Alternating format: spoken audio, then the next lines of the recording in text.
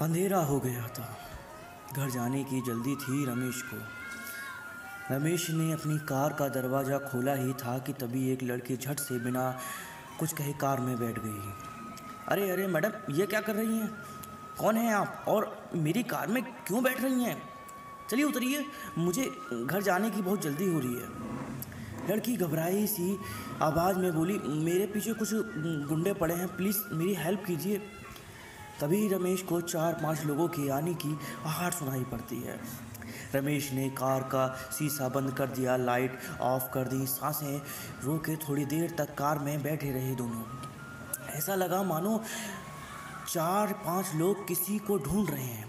थोड़ी देर इधर उधर देखने के बाद वे लोग वहाँ से चले गए।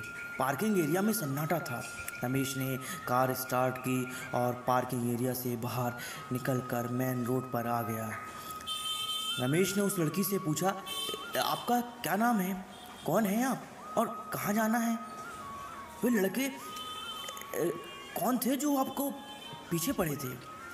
उस लड़की ने किसी भी सवाल का जवाब नहीं दिया। उसकी आंखों में केवल आंसू टपक रहे थे।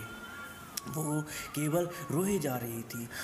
रमेश ने उसको पानी की बोतल दी और फिर रमेश ने कहा, यदि आप कुछ नहीं बोलेंगी तो मैं आपकी मदद कैसे कर पाऊंगा? वो लड़की धीरे से बोली, मेरा नाम रिमशा है। मिशा बोली, वह सुमित और उसके दोस्त थे। सुमित मेरे कॉलेज में मेरे साथ पढ़ता है और मैं और सुमित से शादी करना चाहती थी, इसीलिए गहने और पैसे लेकर घर से भाग आई हूँ। इतना सुनते ही रमेश ने एक झटके से कार रोक दी और रिमशा को देखने लगा। रिमशा आगे बोली, जब मैं गहने और पैसे लेकर पुलिस के पास सुमित के पास पहुंची तो सुमित अपने दोस्तों से मोबाइल पर बातें कर रहा था। सुमित बोल रहा था कि चिड़िया जाल में फंस गई है, थोड़ी देर में जेवर और पैसे लेकर आ रही होगी, जल्दी आ जाओ तुम सब मिलकर पार्टी करेंगे, शराब और शबाब मिलेगा। इतना बोलकर रिमशा चुप हो गई और बस रोए जा रही थी। रिमशा ने पूछा, रमेश ने पूछा, कब भागी तुम घर से? रिमशा सुबह 10 बजे कॉलेज के लिए बोलकर निकली थी। रमेश बोला, ओहो, तब तो बहुत देर हो गई, तुम्हारे घर वाले परेशान हो रहे होंगे, चलो मैं तुम्हें घर छोड़ देता हूँ। रिमशा रोने लगी, मैं घर नहीं जाऊँगी, मैं घर गई तो मेरे पापा मुझे जान से मार डालेंगे। रमेश हंसकर बोला, अच्छा आज तक कितनी बार जान से मारा है तुम्हारे पापा और मम्मी ने तुम्हें, बताओगी कि तुम मुझे? रिमशा इशारे से रमेश की ओर देखती रही। रमेश बोला, बचपन से आज तक कितनी गलतियां की हैं तुमने, याद करो, और कितनी बार तुम्हें माफ़ करके गले लगाया है तुम्हारे मम्मी पापा ने, ये भी तो याद करो। देखो रिमशा, इस दुनिया में माता पिता हैं जो बच्चों की बड़ी से बड़ी गलती को माफ़ कर देते हैं, उन्हें अपने सीने से लगा लेते हैं। इसलिए तो माँ बाप को भगवान का दूसरा रूप मानते हैं। गलती की है तो गुस्सा करेंगे ही, हो सकता है 2-4 थप्पड़ भी लगा दें, लेकिन जान से मारेंगे ये बात दिमाग से निकाल दो।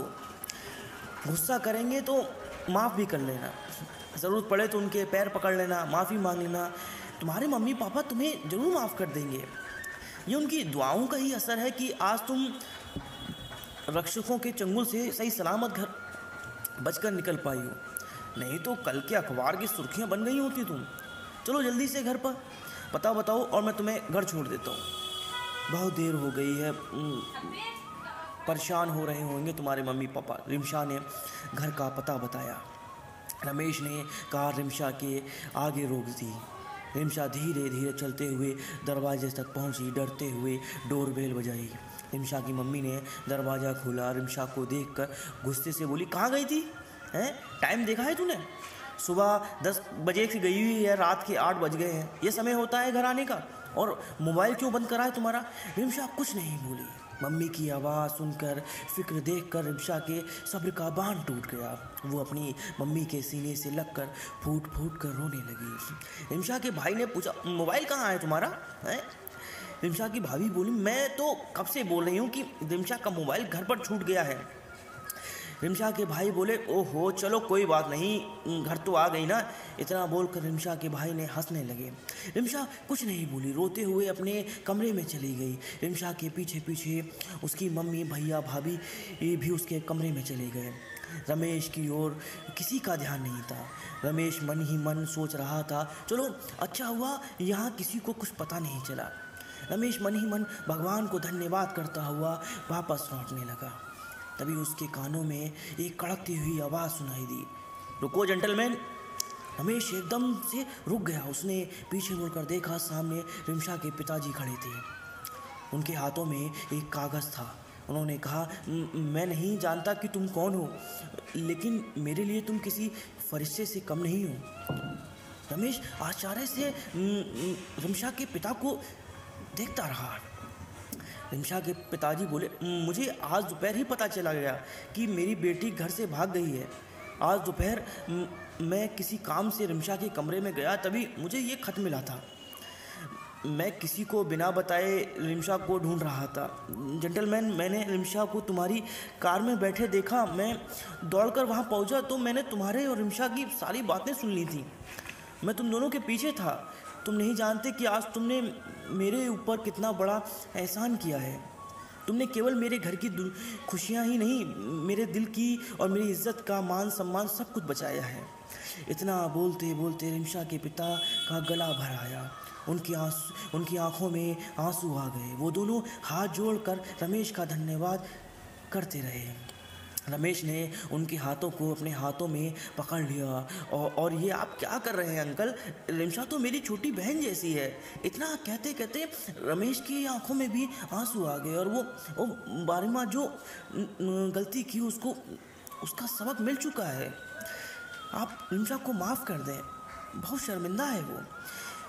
रमेश, मैं घर चलता हूँ, मुझे घर जाने के लिए देर हो रही है। रिमशा के पापा रमेश को जाता हुआ देखते रहे और सोच रहे थे, अगर सबकी सोच ऐसी ही हो जाए तो कभी किसी माँ बाप को अपनी बेटी के डर की ज़रूरत नहीं होगी। हर बेटी का बाप बेफिक्र रहेगा। बस इतनी सी थी ये कहानी।